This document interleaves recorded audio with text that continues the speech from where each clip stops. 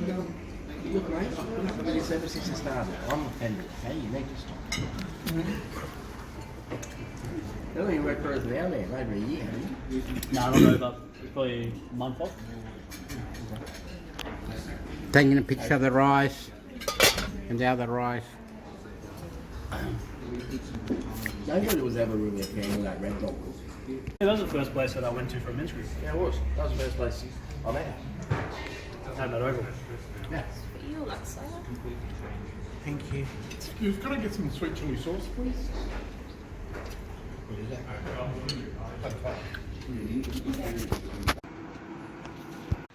My house, a little bit messy, but this is my house.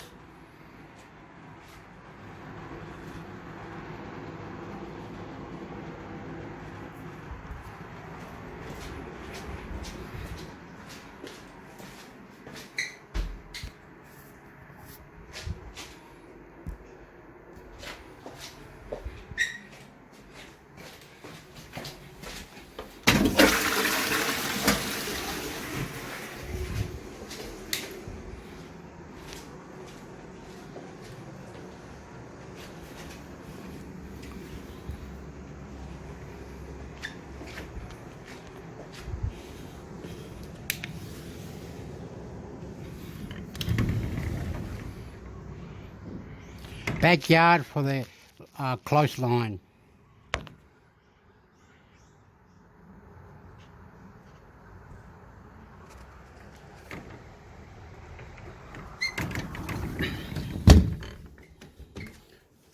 The pantry.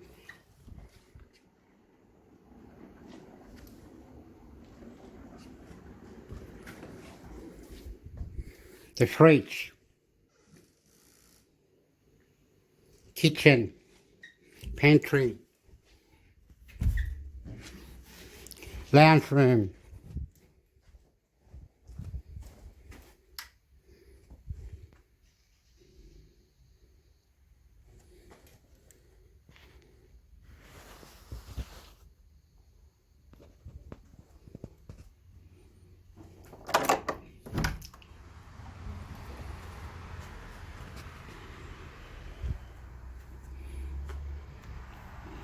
front door upstairs now. There was someone outside, so upstairs. This is stairs.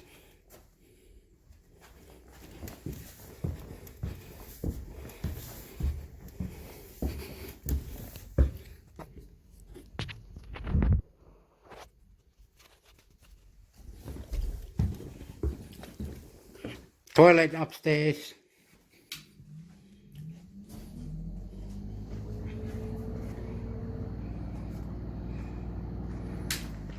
Bathroom.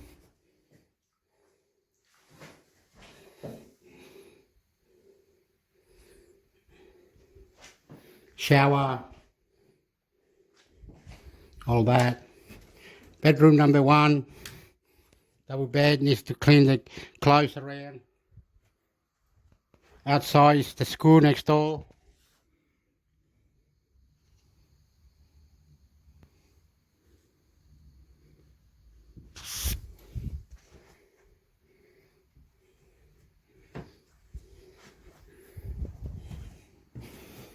Bedroom number 2 now.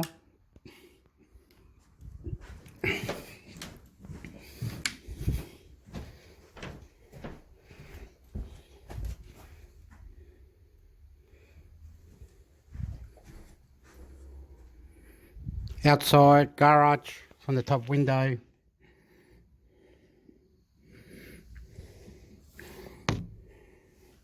That's about it. I'm going downstairs now.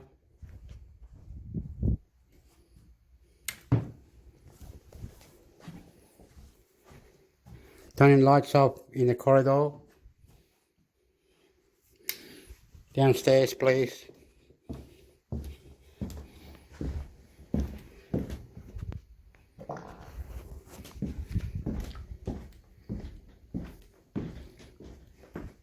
Outside.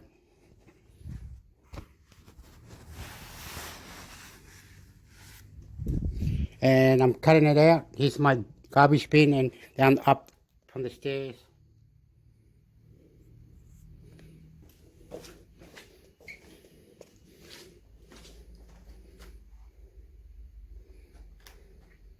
I love you. This was my house, my house, my house. Soy chileno, I'm Chilean. Soy chileno, I'm Chilean. Bravo, bravo, vivo, vivo. 1, 2, 1, 2, 3, 4. Love you. 2 peace. Move, shake your hand, shake your hand. Be active, be active. Don't fuck around. Love you. UK ambassador to Belarus and now a senior fellow at the International Institute of Strategic Studies. That's a foreign policy think tank. It's a striking about-face. The decision to cut off the grain supplies as part of a larger campaign of pressure that we've seen on other fronts, in particular the escalation of attacks against Ukrainian domestic infrastructure. But they've been forced to change their mind more than anything, it seems, as a consequence of Turkish unhappiness with this. The Turks clearly suffer from this. Turkey has become a more important economic partner since the war has begun and a key diplomatic interlocutor as a way of passing messages to the West, but also as potentially brokering agreements with the West. And this shows just how significant Turkey is and how little Russia can afford to lose its friendship. I see. So basically Erdogan is in a position to go to Russia and say, look, we can't manage these high grain prices. We need you to help with this if you want our continued support. In effect, yeah, that's right. Putin, when he initially agreed to this, again, Turkish brokered deal back in July, thought that he could use it as a source of leverage, withdraw it at will and put pressure on Ukraine and the West. In fact, the tables have been turned, and it's Turkey that's been able to insist that Russia rapidly reverse this decision that Putin had made. Are there other concessions which you believe Erdogan could get out of Moscow?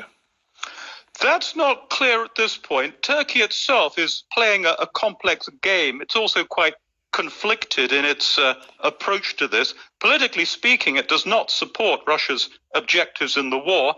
Economically speaking, it's been gaining a series of benefits as a consequence of the war and Russia's growing isolation on other fronts. But I think this has set an important precedent. Turkey has made clear its unhappiness, and it has prevailed in a disagreement. So this is likely to embolden Erdogan in the future, it seems to me. You served in Belarus, and so have watched all this closely.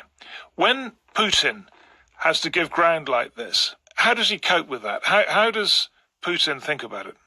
Let's be clear first, this will be extremely unwelcome to him. He made a decision, he's had to reverse it.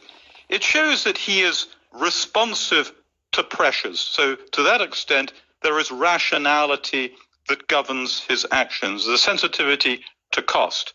He will be more careful, of course, in his future dealings with Turkey.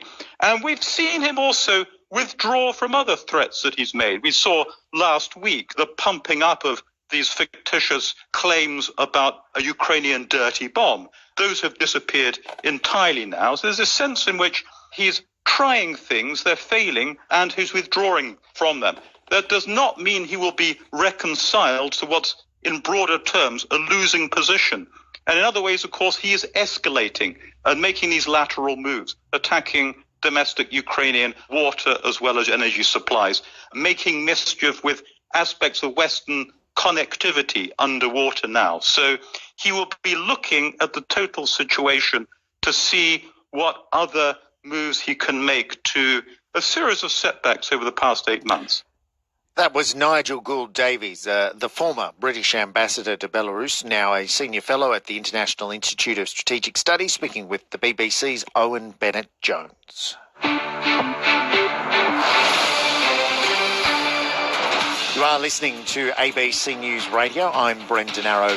Making news today, South Korean officials have strongly condemned North Korea's series of missile launches as deplorable and immoral. It follows Pyongyang's continued barrage of weapons tests and after it fired at least 3 missiles. The US President Joe Biden has warned that democracy is in peril. Speaking during a primetime speech 6 days before crucial midterm elections, President Biden has called on Americans to use their ballots to stand up against lies and violence. And here at home, the Assistant Treasurer Andrew Lee says the government is concerned by the scale of bonuses awarded at Australia Post. The government-owned business has revealed more than 350 non-executive staff received bonuses worth $24 million.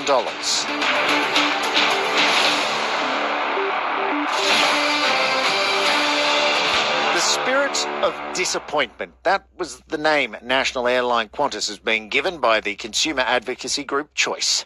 Qantas has picked up one of this year's Shonky Awards over its controversial credit scheme, long call wait times and cancelled flights. We've all probably seen or even experienced these problems this year, and it seems every holiday period brings with it chaos at the airports. The CEO of Choice is Alan Kirkland.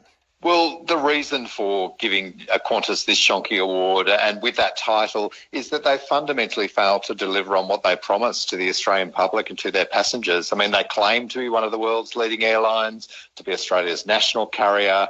They price their flights at a premium. They're commonly more expensive than other airlines, yet people aren't getting the customer service that should come with that higher price tag and those brand claims. Now, we have heard from Qantas, Alan. They say that the data used was out of date. What's your response to that? Well, so we've looked at the call waiting times. We ran a survey where we had mystery shoppers try to call both Qantas and Virgin at a range of times over the course of a week through September.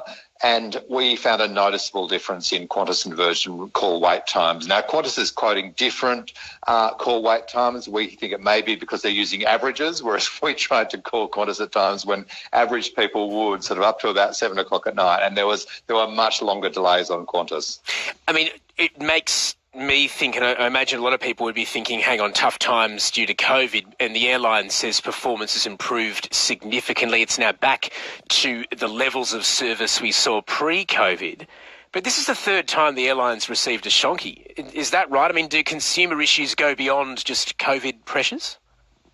Oh, it is astonishing. I don't think there's any other business in the 17 years of the Shonkies that has received an award 3 times for different practices that Choice considers to be unfair.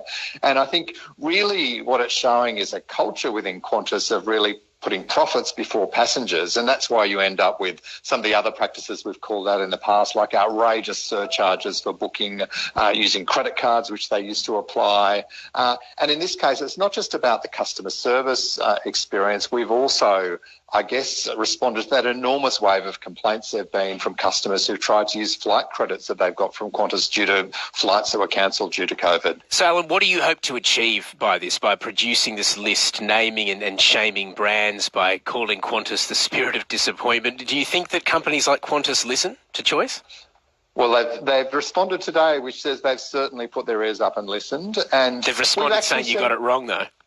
They have. They're pretty defensive. Well, yeah, but it's interesting. They've only responded to some of our points. So, for example, they haven't. They've selectively not responded to the complaint from many customers about having to pay more for flights when they want to use a credit compared to other payment methods, which we consider to be unfair. They haven't responded to the fact the ACCC said it's investigating a number of Qantas's practices. And I guess that's one of the things we want to see come out of these awards. Partly we want to see regulators take action and take businesses to court, which has happened many times in response to the Shonky Awards. But we also want to see businesses just treat their customers more fairly, because ideally these are the awards we don't want to have to keep having. On that note, though, they've only given a selective response to some of the issues. So does that give you faith that companies like Qantas, big companies who get awards like this, are actually listening to what you've got to say?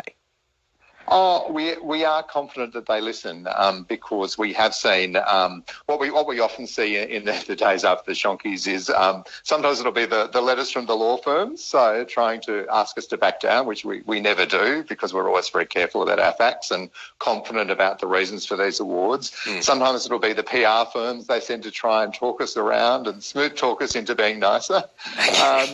But the other thing that we see is businesses change their practices over time. So in the past, when we gave Qantas an award for sky-high surcharges, we did actually over time see a change to some of those surcharges because I think they were embarrassed at being called out at treating their customers more poorly than some of Australia's other airlines. That's the CEO of Choice, Alan Kirkland, speaking with Thomas Aridi on ABC News Radio.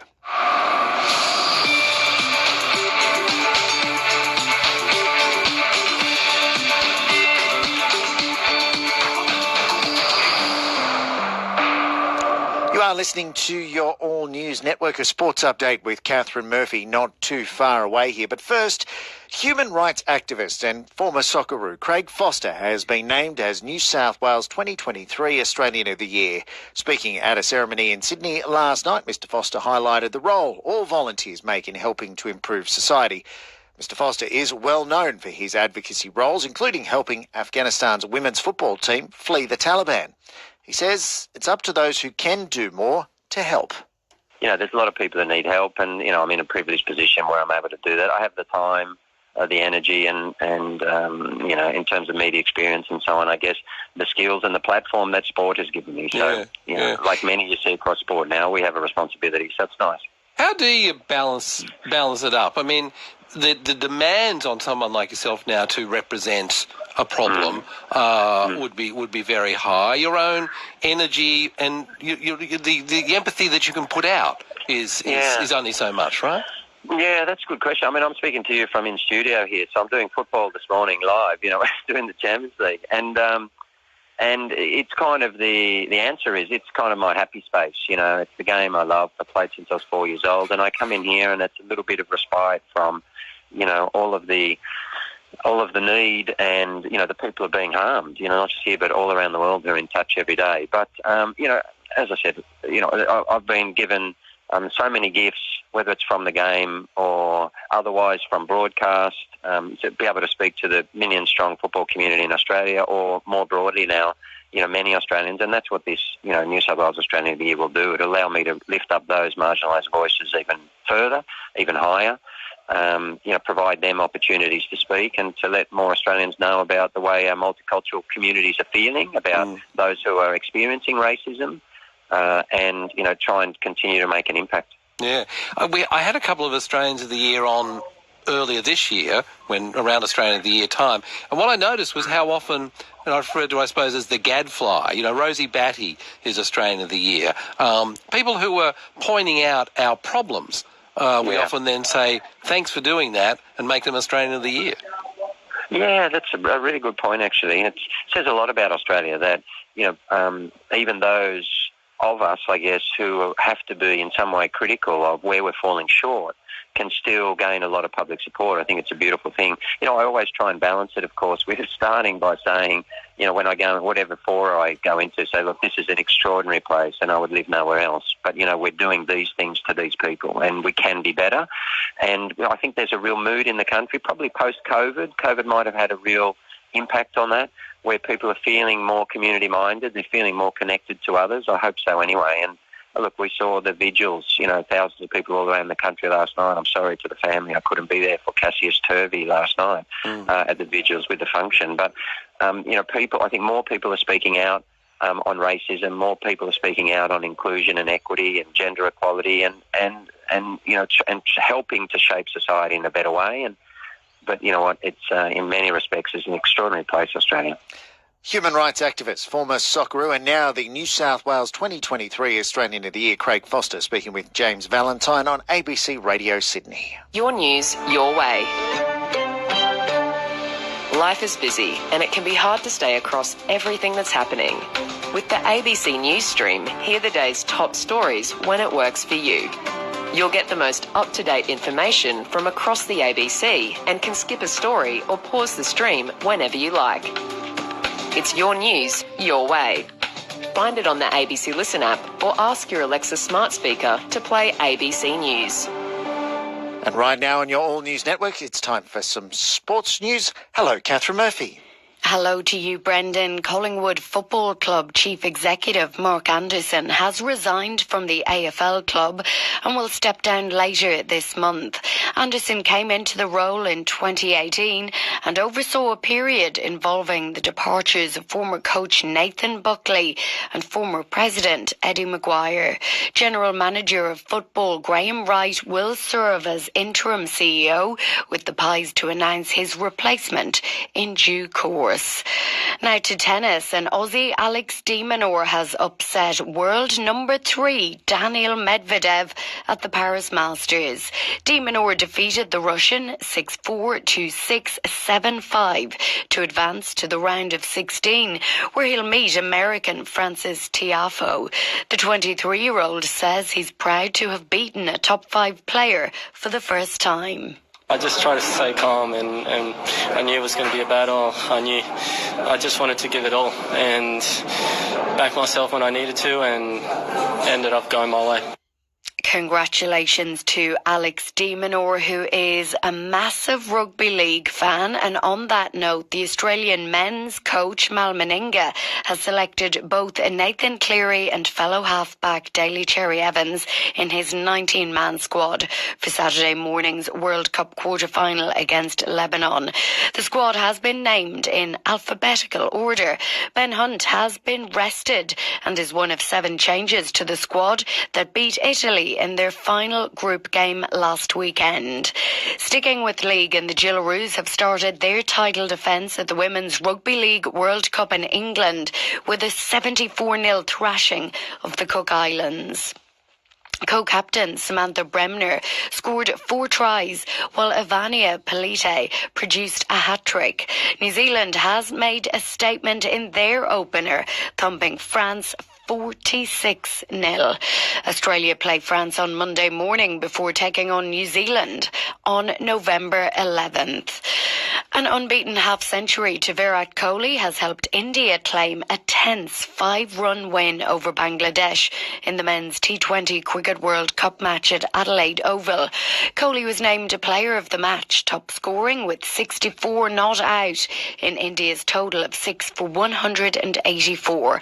Bangladesh was set a revised target of 151 from 16 overs after the match was interrupted by rain, as so many of these matches have been, but they could only manage to reach 6 for 145.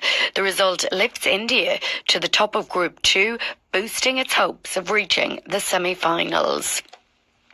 And Virat Kohli's unbeaten 64 was his 3rd half-century of the tournament. He told Fox Sports he enjoys batting at Adelaide Oval. Right from the nets at the back, as soon as I enter the stadium, it just makes me feel at home. I mean, I've said this once. That knock at MCG was meant to be.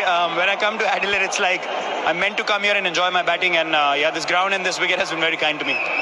What a tournament it has been so far for the superstar that is Virat Kohli.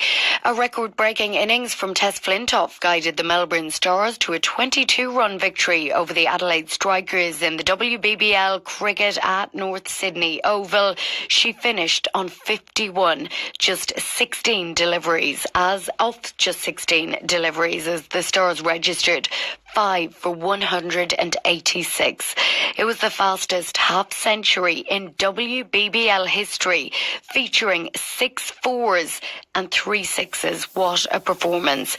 The Strikers made 8 for 164 in reply, and the Sydney Sixers beat the Sydney Thunder by 15 runs in last night's other games. So much cricket around, but unfortunately, Brendan, so much rain around. Hopefully we don't have to talk about rain too much more during the end of the tournament. Of course, the final is not far away. It's Sunday week. Oh, fingers crossed Australia can get there. Thank you very much, Catherine Murphy. Back with more sport throughout the day here on ABC News Radio.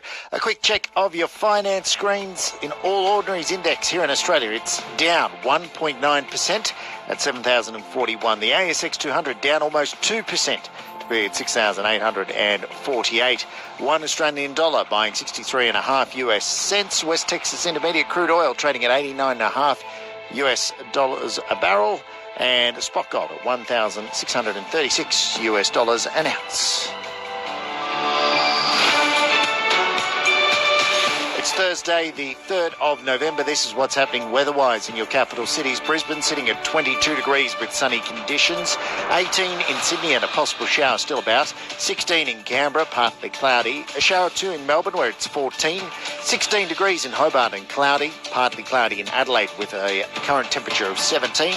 26 degrees in Perth, mostly sunny, and in Darwin you've hit your maximum of 34 with a shower or two about and a possible storm.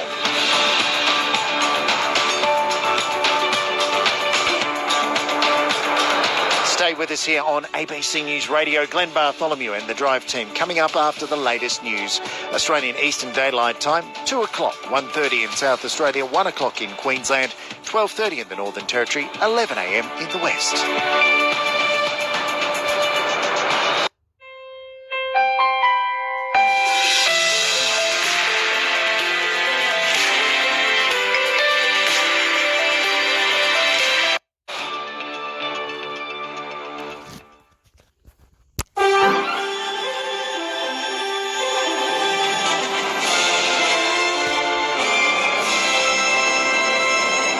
Hello, Helen Zaremus with ABC News. A former senior Commonwealth bureaucrat told the Robo-Debt Royal Commission he thought the proposal that led to the flawed welfare recovery scheme was unethical from the start. Alexander Lewis reports. As a former Director of Payment Integrity and Debt Management at the Department of Social Services, Cameron Brown requested legal advice from in-house lawyers. It was in response to a proposal from the Department of Human Services in 2014 to raise welfare debts using income data from the tax office averaged over a year. He says the measure relied on an incorrect assumption that Centrelink clients received the same amount each fortnight. Mr. Brown says at the time he felt the practice would be unethical, as the onus would be on recipients to prove their earnings, potentially stretching back years. The federal government is stepping up its attack on gas companies, declaring the industry's greed is behind soaring prices hitting households and businesses. The government says spiralling gas prices have forced it to consider a range of ways to crack down on the industry, including a domestic price cap. Bruce Robertson from the Institute for Energy Economics says the current gas supply setup can't be allowed to continue. We have a situation in this country where one side of the country is looking at 2% electricity bill price increases, and the other side is looking at 50% electricity price rises. And yet these practices are just allowed to go ahead in broad daylight. Hillsong founder Brian Houston's taken aim at his church board in a rare online address made to coincide. Hey, What's up? we grilled down at Shell Harbour.